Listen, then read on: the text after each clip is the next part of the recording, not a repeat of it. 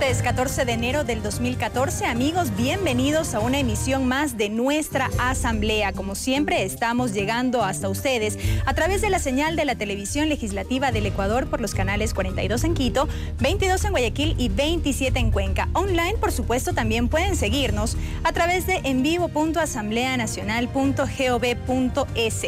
En nuestras entrevistas esta tarde estaremos abordando el tema de la campaña electoral 2014, así como también lo que tiene que ver con el nuevo Código Laboral. Enseguida comenzamos. En sesión del Pleno este martes, los legisladores trataron en segundo debate el proyecto de ley orgánica de fortalecimiento y optimización del sector societario y bursátil. Vamos a ver a continuación un resumen de lo ocurrido en el Pleno.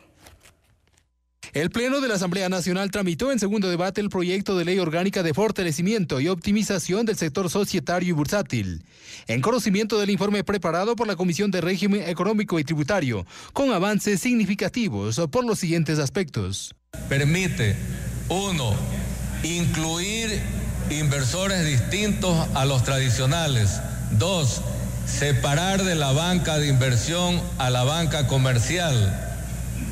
Simplificar y modernizar los procesos. En el debate existieron opiniones sobre la creación de la Bolsa de Valores Pública y otros detalles. La creación de la Bolsa Pública sí generaría, y digo en potencial, porque dan un plazo y unas acciones, en convertirse o convertirle al Estado ecuatoriano en este delicado tema en juez y parte. Es necesario que el inversionista que vaya a entregar su dinero se vea atraído y se vea respaldado en la posibilidad de recibir una renta fija preestablecida. También se precisó que a través de esta normativa se permite acompañar el proceso de cambio de la matriz productiva en el país, optimizar el sector bursátil y propiciar mayores beneficios a los inversores. Definitivamente, la intermediación que hace la banca privada en particular resulta al final del camino sumamente cara para los empresarios que requieren créditos.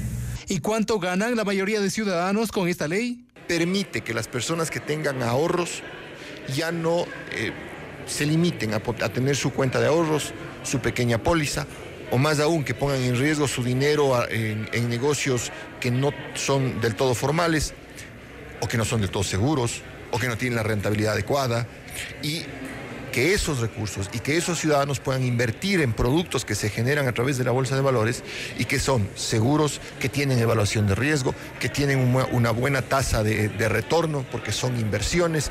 Y eso me parece importante. La normativa reforma la Ley de Mercado de Valores, la Ley de Compañías, la Ley General de Instituciones del Sistema Financiero y otras. La votación de este tema quedó pendiente para los próximos días. El Pleno de la Asamblea Nacional además archivó el proyecto de ley reformatoria a la ley del futbolista profesional, iniciativa del legislador del Movimiento Creo, Andrés Páez. La propuesta planteaba la realización de exámenes especializados a los futbolistas profesionales para evitar la muerte súbita. La Asamblea Nacional debatió las reformas a la ley del futbolista profesional, iniciativa del legislador Andrés Páez. El informe remitió a la Comisión de Salud. Si utilizara la angiotomografía como procedimiento rutinario, no nos da la muerte súbita. De acuerdo a toda la literatura que hemos revisado, no nos da la muerte súbita con este examen la posibilidad de enfrentar o detener esa enfermedad, porque tiene un carácter hereditario y un carácter genético que va más allá a las actuales circunstancias de poder determinar una acción de esa naturaleza. Entre tanto, el autor recordó el motivo de la reforma. Hay 17 futbolistas que durante los últimos 3 años han perdido la vida en canchas de todo el mundo. De estos 17 futbolistas, la propia FIFA establece que 15 de ellos sufrían patologías que pudieron ser previstas. En el debate, el exfutbolista y actual asambleísta Ulises de la Cruz manifestó que existen otros temas de interés, como evitar la explotación y legislar para una mayor protección. El futbolista tenga más progreso, tenga seguridad social, tenga también una jubilación, donde el futbolista debe ser no como una explotación, sino como una protección de que Ecuador también exporta jugadores. Por tanto, en el análisis se precisó una vez más el motivo del archivo. No se trata de archivar este proyecto porque es una iniciativa de la oposición, sino porque no podemos poner en una ley adicional lo que ya consta en la ley del deporte, como bien lo ha expresado el asambleísta Carlos Velasco, y que básicamente lo que pueda establecer o la necesidad de reglamentos puede hacerse e incluso a través de las políticas públicas. Tras las intervenciones, el proyecto de ley reformatoria a la ley del futbolista profesional fue archivado con 95 votos. La tarde de este martes, coordinadores del bloque del Movimiento Alianza País, así como los presidentes de las distintas comisiones especializadas, mantuvieron una reunión a fin de estructurar la agenda de trabajo para este año. Varias leyes, entre ellas la de aguas y de tierras, constituirían prioridades para los legisladores oficialistas. Veamos. Este martes, los presidentes de las comisiones especializadas permanentes de la Asamblea mantuvieron una reunión con la titular del organismo, Gabriela Rivadeneira, con el objeto de elaborar la Agenda Legislativa 2014 del Movimiento Alianza País. Vamos a definir un taller, creo que es el procedimiento más adecuado para en conjunto, colectivamente, el bloque Movimiento País, definir las leyes que vamos a tratar, a discutir, a analizar, sobre todo a aprobar en el 2014, en este año. En este contexto, los legisladores concluyeron en que al menos 22 leyes serán priorizadas dentro de la agenda de trabajo para los próximos meses. Hay varios, por ejemplo, el que tiene que ver la ley del sector societario y bursátil, la ley de deudores de buena fe, las reformas a la ley de tránsito, reformas a la ley de la función legislativa, el Código Procesal Oral, la ley de tierras, el Código de Relaciones Laborales, entre otros. Temas que empezarían a ser evacuados a partir del mes de marzo, luego del receso legislativo que apruebe el Consejo de Administración Legislativa CAL. Y tendremos que ir socializando a través de las comisiones, a través de la página web de la Asamblea, a través de comisiones especiales, foros, conferencias, mesas redondas, no solamente acá en Quito, sino en las diferentes provincias. Las leyes de telecomunicaciones, de Defensoría del Pueblo y del sector eléctrico se suman también al orden de prioridades del movimiento. Cabe destacar que sus integrantes hicieron también un balance del trabajo realizado a la fecha. Hemos hecho un balance no solo de los 7 primeros meses, hemos hecho un balance un poco recorriendo la historia desde la asamblea anterior para poder hacer un comparativo que nos permita establecer parámetros. Estamos trabajando en forma muy técnica. Tiempo que reafirmaron el compromiso de continuar la tarea a fin de impulsar leyes en beneficio de la ciudadanía. En el Parlamento existe expectativa en torno al receso legislativo que el Consejo de Administración Legislativa CAL prevé aprobar este miércoles en el marco de una reunión prevista para horas de la mañana. Varios parlamentarios coinciden en que dicho tiempo será aprovechado para apoyar a los candidatos a distintas dignidades. Este miércoles está previsto que el Consejo de Administración Legislativa CAL se reúna a fin de resolver sobre el periodo de vacancia legislativa que, según trascendió, podría iniciar el próximo 5 de febrero. Nos corresponde, como a todo servidor público, a veces parece que la información llega distorsionada a la ciudadanía. Todos los que trabajamos tenemos derecho a un descanso, igual los asambleístas. La Constitución de la República, en el artículo 123, señala que el Pleno de la Asamblea sesionará de forma ordinaria y permanente, con 2 recesos al año de 15 días cada uno. Entendemos de que el Consejo Administrativo de la Legislatura, establecido desde el 5 de febrero, o está por aprobarse, hasta días posteriores a las elecciones, ¿no? Los días de vacancia que apruebe el CAL coincidirán con el periodo de campaña electoral, que, a decir de legisladores de distintas agrupaciones, les permitirá apoyar a los candidatos de sus tiendas políticas. Nosotros, como militantes de un partido, estamos en la obligación de trabajar políticamente por nuestros compañeros en estas elecciones. Ese es un deber moral, ético, político y hasta disciplinario en nuestras organizaciones. A todos los legisladores que militamos en un movimiento político o en un partido político y que vemos también en la campaña electoral la posibilidad de apoyar a nuestros movimientos y a nuestros candidatos, pues sí lo vemos como una buena oportunidad para ir hacia la militancia y hacia el apoyo hacia nuestros respectivos movimientos y partidos.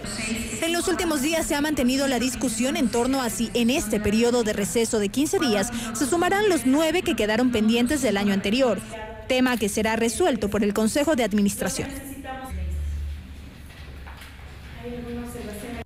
Amables televidentes, la campaña política tiene pocos días y evidentemente hay expectativa respecto a cómo se están configurando pues las diferentes actividades por parte de los sujetos y organizaciones políticas de cara a estas actividades proselitistas en función de las elecciones del domingo 23 de febrero. Como es de conocimiento público, los ecuatorianos elegiremos alcaldes cantonales, concejales urbanos y rurales, prefectos y viceprefectos provinciales y miembros de las juntas parroquiales rurales. ¿Cuál es su opinión precisamente desde el plano del análisis político, pero también de la investigación? Le vamos a consultar ahora mismo a Carlos Coronel. Él es directivo del Centro de Investigaciones y Estudios Especializados CIES, empresa que por cierto está calificada por el Consejo Nacional Electoral para presentar pronósticos electorales. Carlos, bienvenido. Qué gusto. Muchas gracias, Fabricio. Un cordial saludo también a ti y a toda la gente que tiene la cordialidad de vernos. En estos primeros días de campaña, ¿qué lectura tenemos de manera preliminar de lo que está ocurriendo o de lo que podría ocurrir en estas jornadas de carácter proselitista? Bueno, considerando que estamos empezando apenas la campaña electoral, ya en términos formales, se evidencia todavía una poca conexión del electorado justamente con el proceso electoral como tal. Así se evidencia primero los niveles de identidad de algunos candidatos, básicamente de aquellos que no han tenido un trabajo político anterior específico o no han tenido mayor aproximación en términos de mediáticos, y luego en términos de la decisión de voto, ¿no es cierto? Una de las variables fundamentales que se mide en investigación es justamente si es que las personas ya simpatizan, ya han decidido por quién votar, o si es que no han pensado todavía en el proceso electoral. Eso todavía está muy volátil en términos de investigación. Por otro lado, me parece que particularmente este proceso electoral en el que justamente se eligen diferentes autoridades a los 3 niveles autónomos descentralizados de gobierno, tiene un matiz particularmente interesante, ¿no? Entre otras cosas, por ejemplo, si consideramos las candidaturas a las alcaldías, estamos hablando de que prácticamente 1 de cada 4 alcaldes o alcaldesas están participando para la reelección. Eso le da un matiz bien particular en términos de comportamiento electoral a este proceso en particular, ¿no? Ese matiz puede ser porque el electorado eventualmente o el elector podría decantarse por respaldar a esa autoridad para que continúe con ese trabajo, pero también en contrapartida puede significar un voto de rechazo porque no se siente contenta con ese trabajo. En efecto, pero además yo diría que forma parte sintomática de un fenómeno más amplio, ¿no? Que es que eventualmente la gente empieza a considerar los procesos de continuidad, así como, digamos, se observa, por ejemplo, en la mayoría que tiene esta asamblea o en el mismo ejercicio del Ejecutivo, del presidente Rafael Correa, ¿no? La gente empieza alrededor del sistema electoral y el sistema político a concebir procesos de continuidad. Me parece que en alguna medida es parte de refrendar esa idea de continuidad justamente este proceso electoral. Lo cual tiene lógica en las condiciones políticas actuales, Carlos. Tiene absoluta lógica, ¿no? Además porque en el caso particular de los gobiernos autónomos descentralizados hay un mandato distinto, que es particularmente el COTAD, ¿no es cierto?, que es justamente producto de este proceso político, que establece además unas condiciones distintas, diferentes y específicas para cada uno de los niveles de gobierno.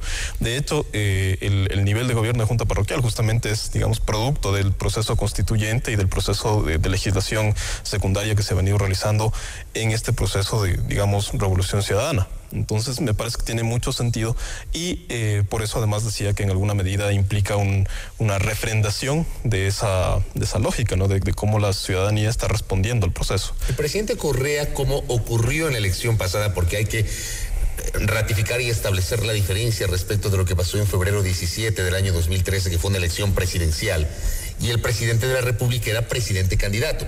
En esta ocasión no entrará pues a disputar hacia la presidencia de la República, pero el mandatario ha solicitado licencia durante varios días. No se excluye que probablemente solicite al final de la campaña otros días de licencia para respaldar a sus candidatos. El presidente Correa, en función de estas consideraciones, ¿se puede considerar o puede ser considerado como el gran elector también de ese proceso? Hay, digamos, distintos niveles de determinación en una elección, ¿no? Yo diría que en este particularmente se pueden destacar 3. El uno es que, en efecto, el presidente Correa tiene un importante caudal de, no sé si de arrastre, pero de impacto en la ciudadanía en términos de motivar la votación por determinadas candidaturas.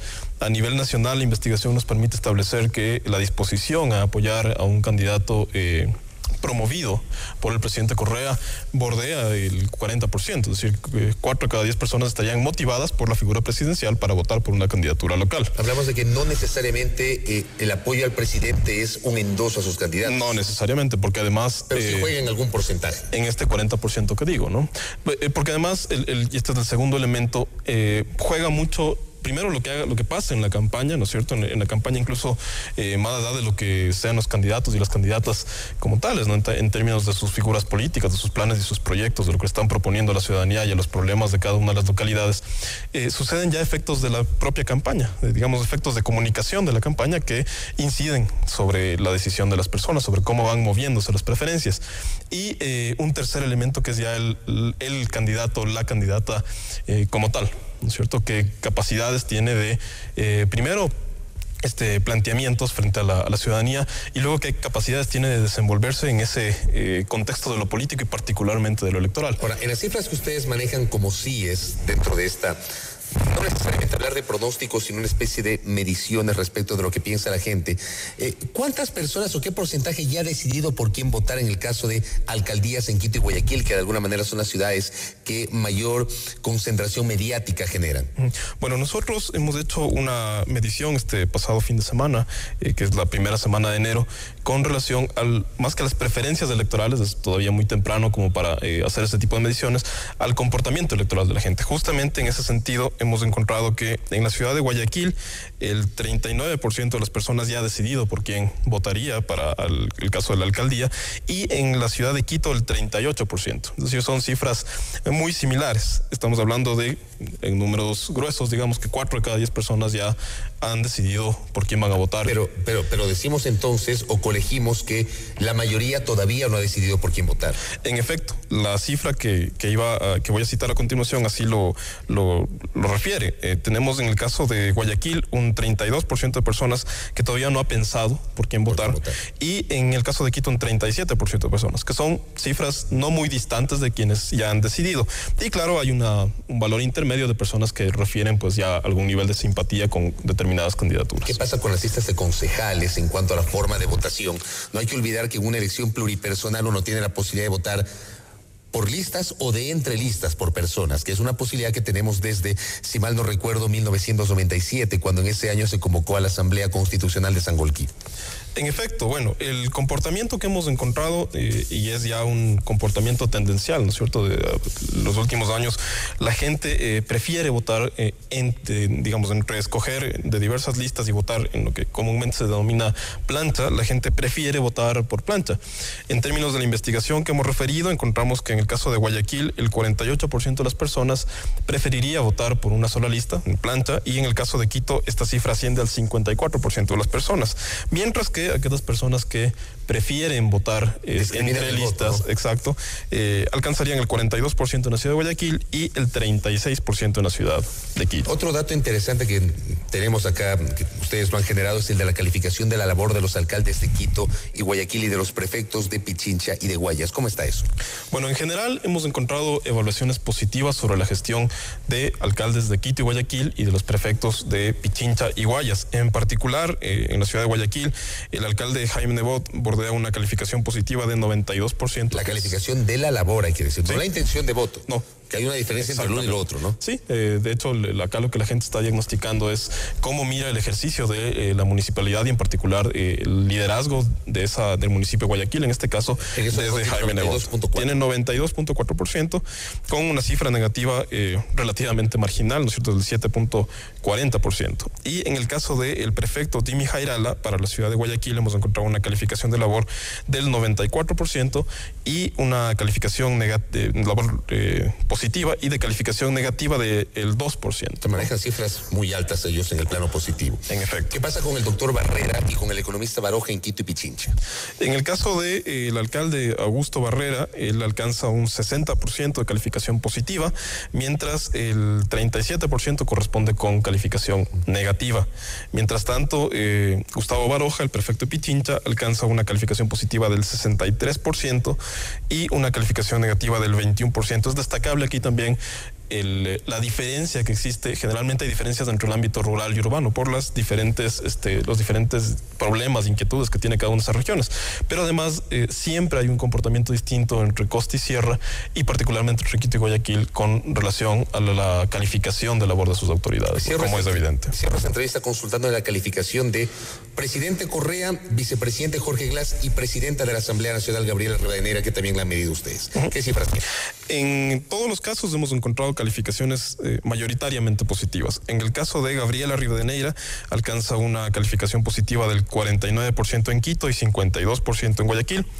En el caso de Jorge Glass, el vicepresidente, alcanza una calificación positiva de 60% en Quito y de 61% en Guayaquil, mientras que el presidente Rafael Correa alcanza una calificación positiva del 82% en Quito, y en Guayaquil alcanza igualmente una calificación positiva cercana al 92%. ¿Cuál fue el universo de esta investigación? El universo son las ciudades de Quito y Guayaquil. Son ciudadanos y ciudadanas mayores de 16 años entrevistados en sus hogares, con una encuesta que permite tener un intervalo de confianza del 95% y un margen de error del 3%. Carlos, gracias por su tiempo y su gentileza. Muy gracias a ustedes. Estamos a la orden aquí en la Televisión Legislativa con Carlos Cornell, quien es director del Centro de Investigaciones y Estudios Especializados CIES, que, insisto, es una empresa que está calificada para presentar pronósticos electorales por parte del Consejo Nacional Electoral, y también hemos hecho un análisis de cara a estos primeros días de la campaña política rumbo a las elecciones 2014. Pausa.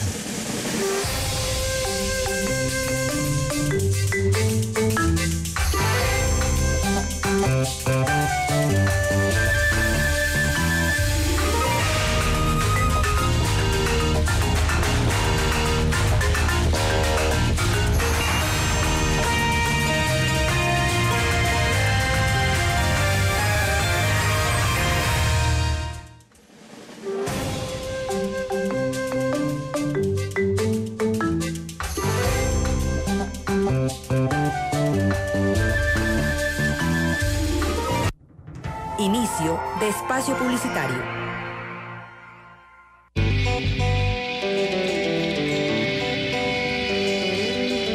Somos más de 14 millones de personas nacidas en Ecuador. Todas distintas, por eso existen claves para entendernos. Proyecto de ley. En el Ecuador esta iniciativa puede ser emprendida por los asambleístas, el presidente de la República o las otras funciones del Estado en sus ámbitos de competencia. La Corte Constitucional, la Procuraduría General del Estado, la Fiscalía General del Estado, la Defensoría del Pueblo y Defensoría Pública. Y desde la aprobación de nuestra Constitución en 2008, por todos los ciudadanos que cuenten con el respaldo de por lo menos el 0,25% de quienes están inscritos en el padrón electoral. Para que el proyecto de ley sea tratado, es necesario que su contenido sea sobre una sola materia y que se exprese en un solo articulado. Para su conocimiento, este proyecto de ley se distribuirá a todos los asambleístas y su extracto será presentado públicamente. Una vez calificado por el Consejo de Administración Legislativa, se remitirá a una de las comisiones especializadas u ocasionales. Y una vez aprobado por la Asamblea Nacional, el proyecto de ley será analizado por el Presidente de la República, quien puede confirmarlo u objetarlo total o parcialmente. En el caso de un veto total, el proyecto se podrá considerar después de un año. Y en el caso de un veto parcial, el proyecto vuelve a la Asamblea Nacional, la cual puede ratificarse o allanarse a las propuestas del Ejecutivo. Una vez completado el proceso, la ley será promulgada y publicada en el Registro Oficial. Asamblea Nacional. Leyes para el buen vivir.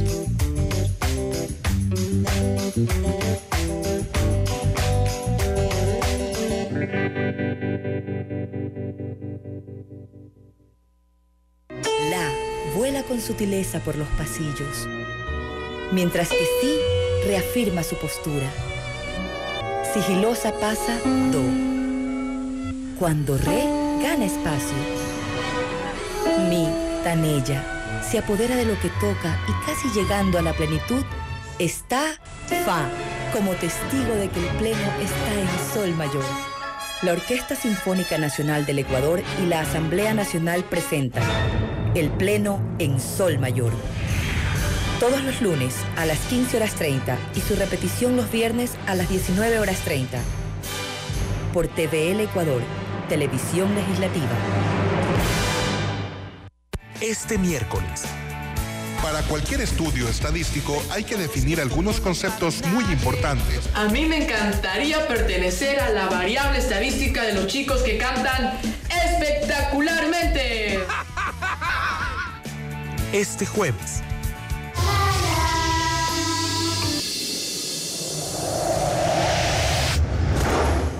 ¡Lili! ¡Aquí hay restos de comida! Este viernes. Yo le quiero a mi papi grandote. ¿Saben realmente mis hijos que yo los amo? Ellos me quieren a mí bastante.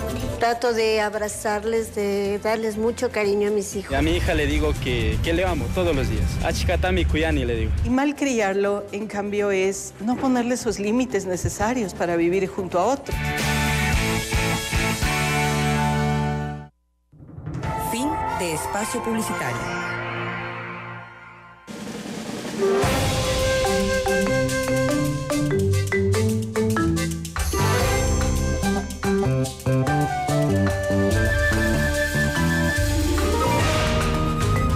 Continuamos, amigos, con más información aquí en nuestra Asamblea por Televisión Legislativa. La Comisión de Soberanía Alimentaria fue convocada a sesión para las 15 horas de este jueves. Allí sus integrantes conocerán el borrador del proyecto de ley orgánica de tierras elaborado por una subcomisión creada al interior de la mesa.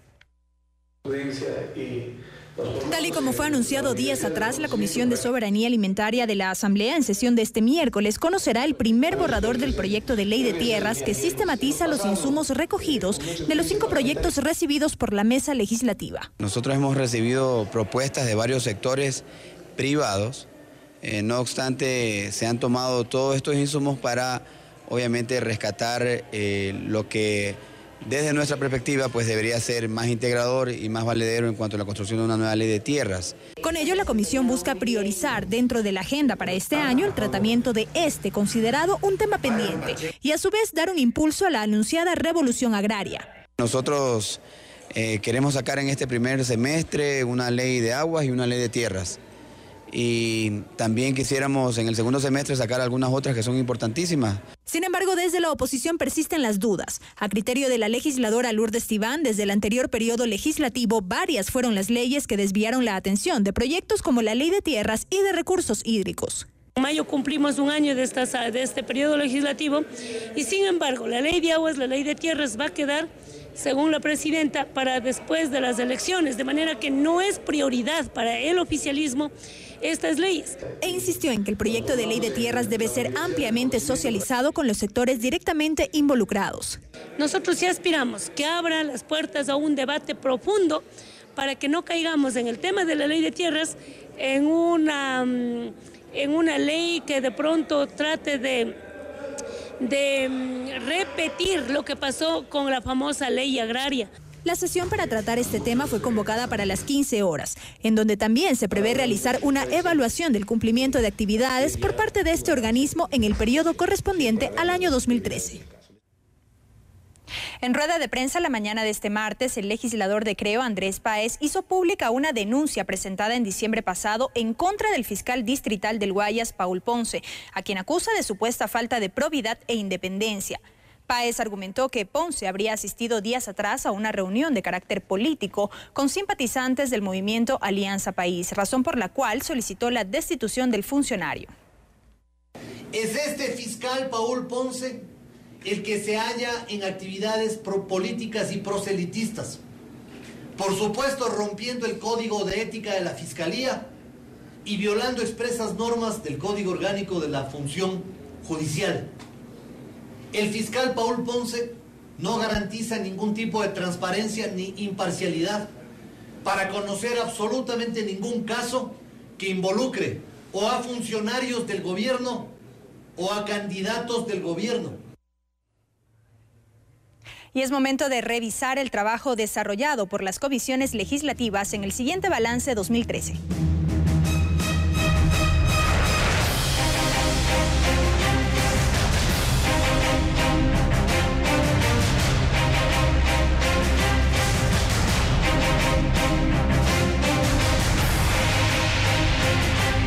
El trabajo de la Comisión de los Derechos de los Trabajadores durante el 2013 se enfocó en la fiscalización propositiva de varios casos que fueron motivo de preocupación de diversos grupos de trabajadores, así como en la recepción de observaciones sobre proyectos de ley heredados del periodo anterior. La Comisión de los Derechos de los Trabajadores y la Seguridad Social en los 7 primeros meses de trabajo escuchó y recibió a múltiples organizaciones sociales en el marco del estudio de 20 proyectos de ley del periodo anterior. Las propuestas analizadas están relacionadas con la seguridad social, el servicio público, el mandato constituyente 8, el código de la niñez, la igualdad laboral, la jubilación especial para los trabajadores de la industria del cemento y otros. Hemos recibido un sinnúmero de comisiones acá en la Asamblea, comisiones tanto los trabajadores del sector privado como trabajadores y trabajadoras del sector público. En esta labor se impulsó una fiscalización proactiva, para lo cual los comisionados visitaron 5 ciudades, en donde se recogieron de manera directa las denuncias e inquietudes de los trabajadores.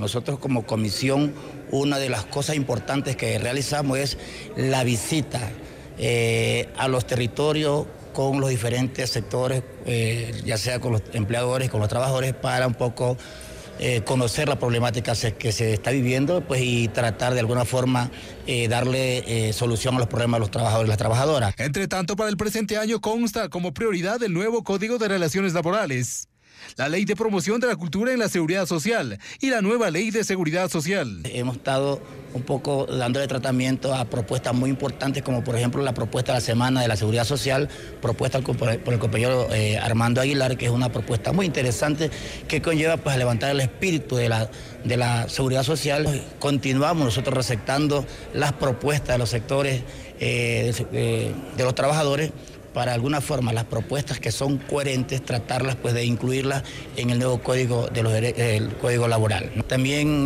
no nos olvidemos que tenemos por delante la nueva ley de seguridad social. Hasta noviembre del año pasado, en la Comisión de los Derechos de los Trabajadores estuvo en la presidencia el legislador Félix Alcíbar.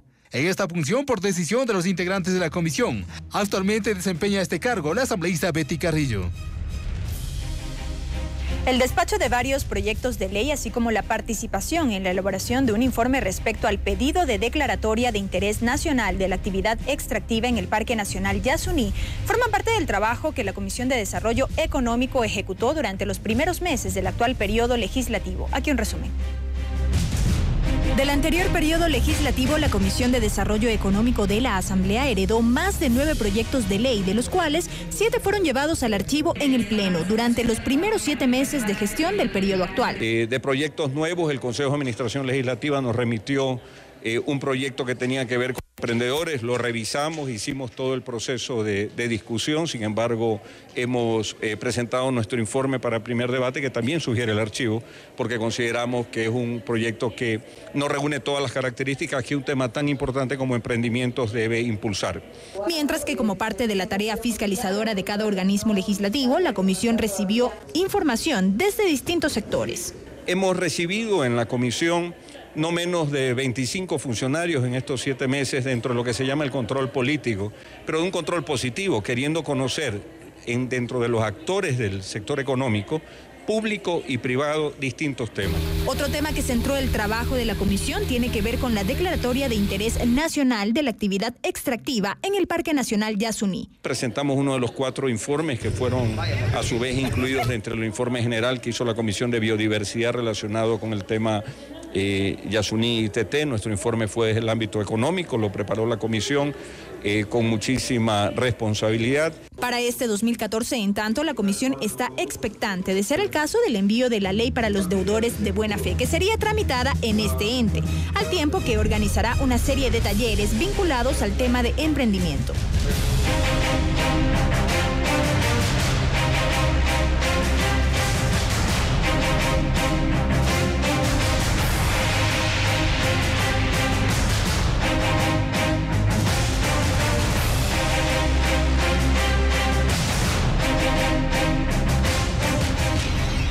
Amable Amables televidentes, en días pasados, el ministro de Relaciones Laborales, José Francisco Vacas, ha anticipado que todavía no hay una fecha concreta para el envío a la Asamblea Nacional del proyecto de Código Orgánico de Relaciones Laborales que apunta a reemplazar al actual Código de Trabajo.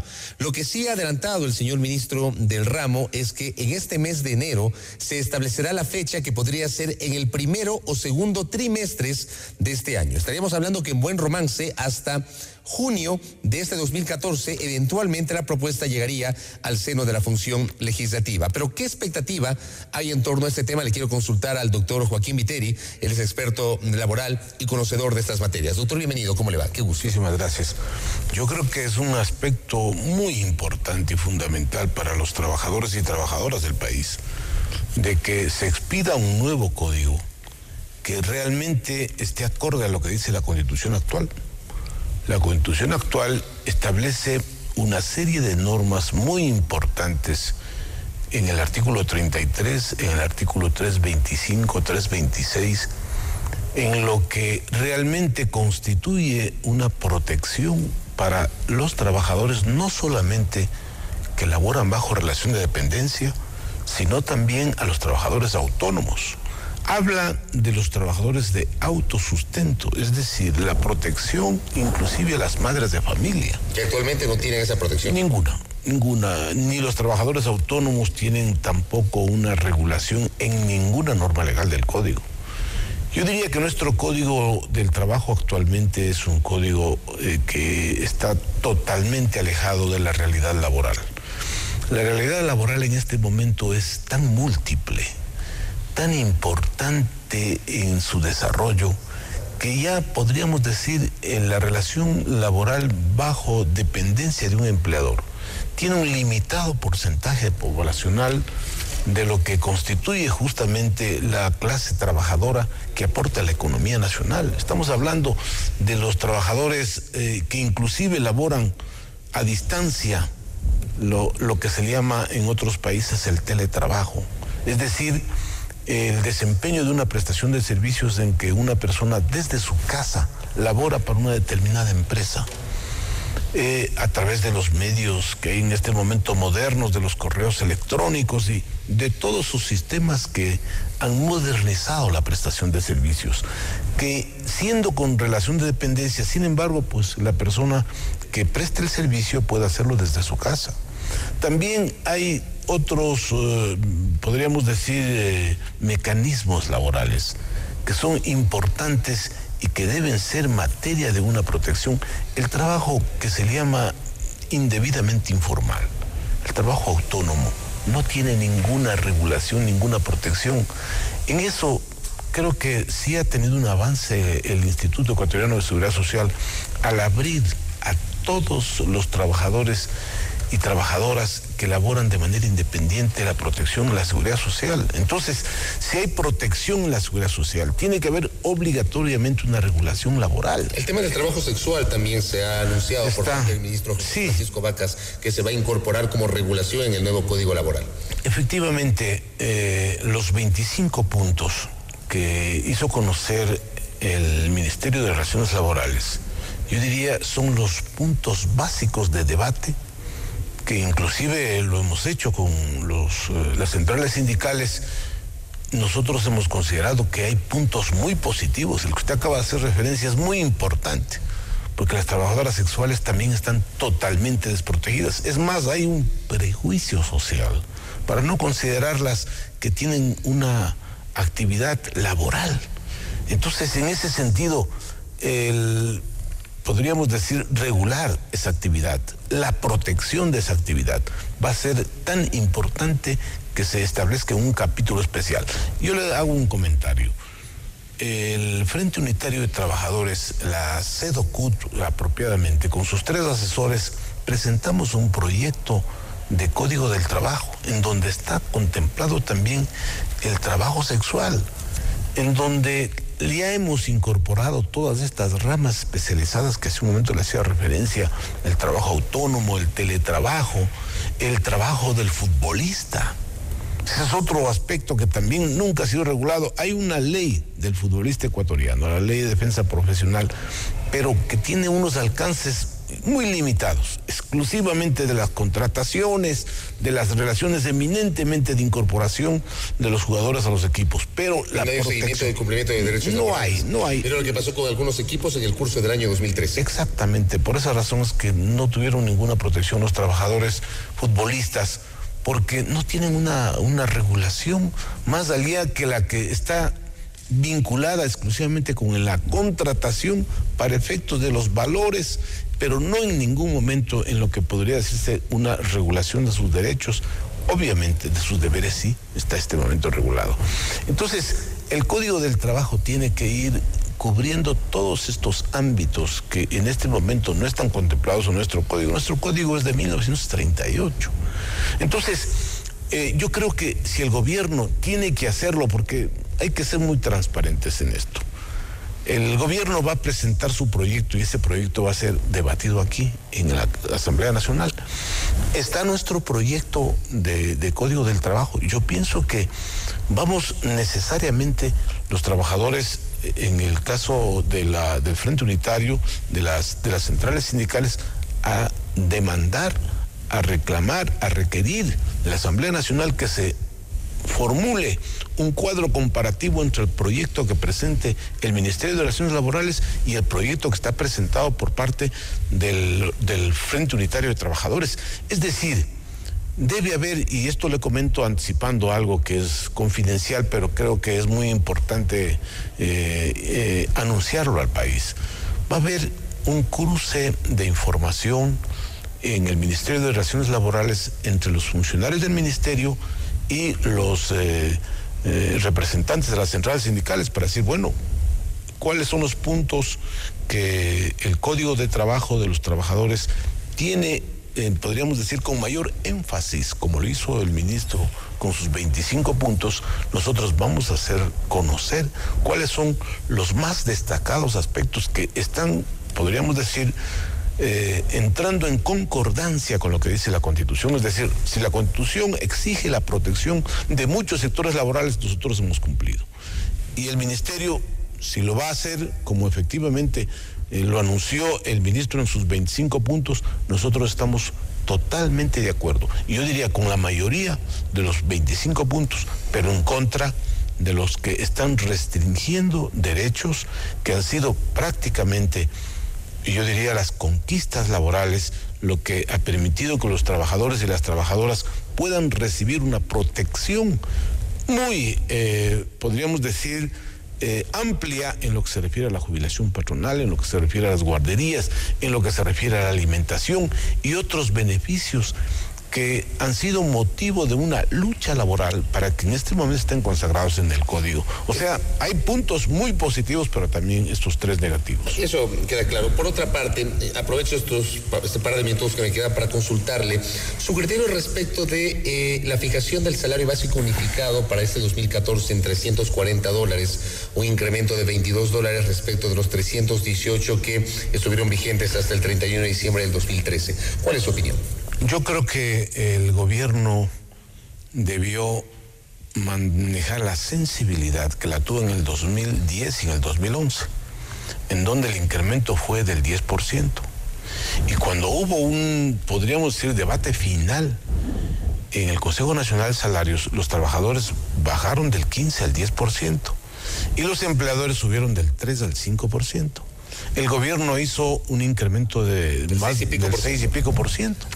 Entonces, en gran medida, pienso que no hubo un aumento salarial acorde a lo que constituye el incremento de la canasta básica familiar. Y ahí sí, yo diría, hay un incumplimiento de la Constitución, porque la Constitución establece que el salario básico que se debe cada año emitirlo tiene que estar acorde al salario digno, y el salario digno acorde al costo de la canasta básica familiar. Y estas explicaciones de los perceptores en cada familia, según el gobierno, en función de aquello, el salario básico ya ha superado el denominado salario digno. Es que ahí viene una sumatoria de componentes de la remuneración que no están absolutamente coherentes. Cuando hablan de los décimos, por Así ejemplo. es, no pueden incorporarse los décimos, no también pueden, porque si usted revisa el artículo 328 de la Constitución, ahí dice de manera muy clara cuáles son los componentes de la remuneración. Es lo que percibe mensualmente y diríamos de manera ordinaria el trabajador y la trabajadora. Y luego dice, excepto utilidades, 13º, 14º, fondos de reserva, es decir, lo que realmente el trabajador y la trabajadora perciben de manera anual, que es el caso de las utilidades, el caso de las remuneraciones adicionales y lo mismo del fondo de reserva. Claro que este momento está mensualizado, pero es podríamos decir, una remuneración que constituye justamente el fondo de reserva, que está calificada con todo lo que recibe en el año. Entonces, en gran medida, sumando eso, claro que supera el salario digno, como usted bien nos decía, calculado como lo hace el INEC, es decir, con todo lo que realmente constituye una también situación de debate, que es la de perceptores del hogar. No en todos los hogares, y sobre todo en los hogares pobres, solo trabaja el padre de familia. En los hogares de clase media alta, ahí sí trabaja el padre, el hermano, el hijo y a veces la cónyuge.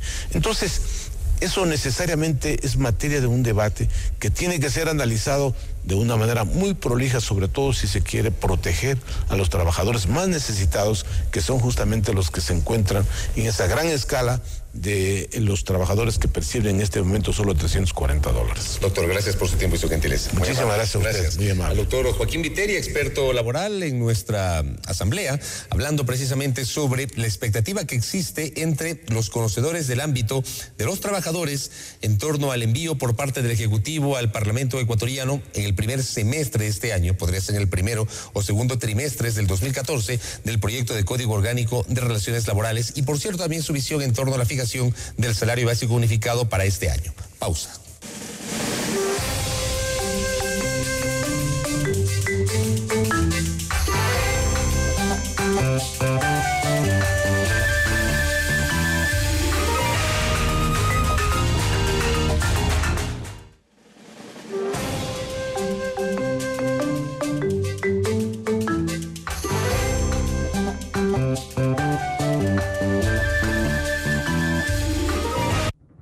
Inicio de espacio publicitario. Majestuosa, imponente y diversa. Así es la región de los Andes ecuatorianos. Una zona adornada por la cordillera de los Andes, donde el cielo azul cobija a nacionales y extranjeros que tienen una